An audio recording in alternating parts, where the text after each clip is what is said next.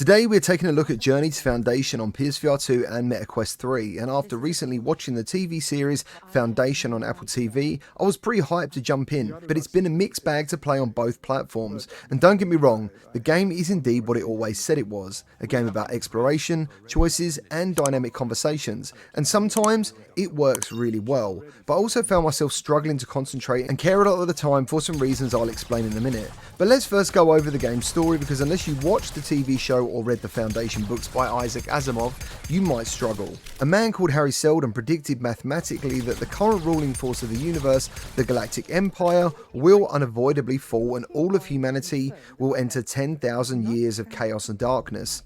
Harry Seldon plans to shorten the dark years to only 1,000 years by making a place called Foundation. Foundation will be where all our knowledge, what's best about humanity, will be stored there and preserved to help us get back on our feet quickly. That's the short version, by the way, and I definitely recommend you guys check out the TV show. So on to the game, Journey to Foundation. You play an agent with the Commission of Public Safety that maintains order in the Galactic Empire. You have a special gift. You have the ability to read people's minds and emotions and manipulate them during conversations.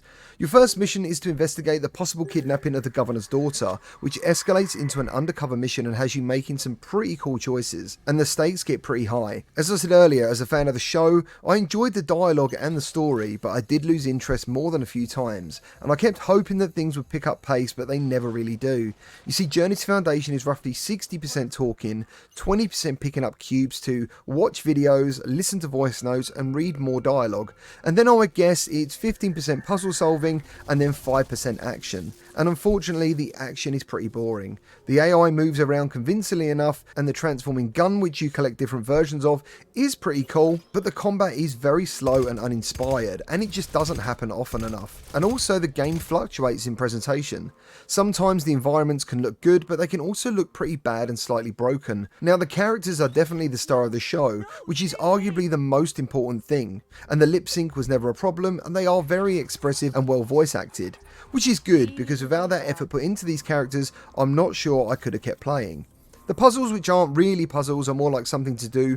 They're quite repetitive and they're a little bit boring and serve as more of filler and distractions. You simply have to pull this lever, join these dots, put a battery into a hole, and only twice did I really get stuck, and I have to mention one of them in case you play and find the same issue. During the game you have time gestures. If you don't do the gesture in time, you'll fail and the game will reload, or a different decision will have to be made.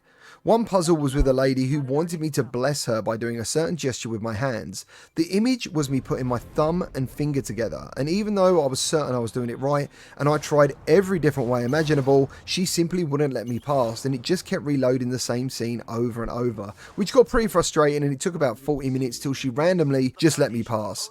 And the other puzzle was actually my bad for not looking around enough due to the frustration I think I had to the previous puzzle that happened just before. Anyway, aside from those times, overall you're pretty much just going through the motions, and overall I felt pretty bored. I knew the game was heavily focused on choices and conversations, but I guess I wasn't prepared for quite so much standing around and talking. Before I summarise, I played this both on PSVR2 and Meta Quest 3, but I'm pretty certain it was the Quest 2 version without any Quest 3 enhancements.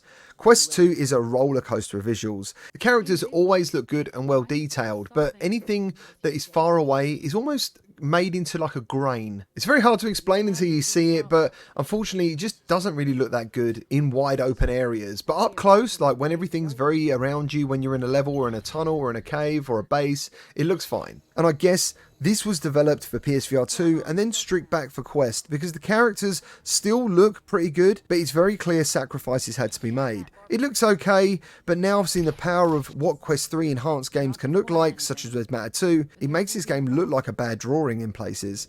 On PSVR 2, I'm pretty certain it's using reprojection, and it looks pretty good. I want to add that on the PSVR 2 version, they make great use of eye tracking, which is how you select what you want to say next and how the conversation goes, and the headset haptics were really cool. There isn't really any wow moments though, apart from when you're in space and you're on the bridge of the ship and you can see meteors and other spaceships moving around. That was pretty cool. So to summarise, be aware of what you're getting into. This is a talking game broken up with uninspired shooting parts and some not difficult puzzles. I did have a slightly good time, but I also struggled to stay awake at some points, and I had to keep resisting the urge to skip the dialogue. The climbing and the shooting are only parts that change the pace enough for me to keep going, and it's not a game I would personally revisit.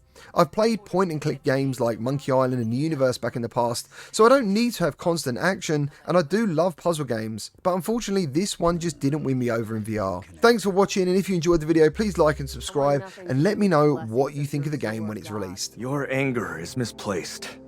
Leave me.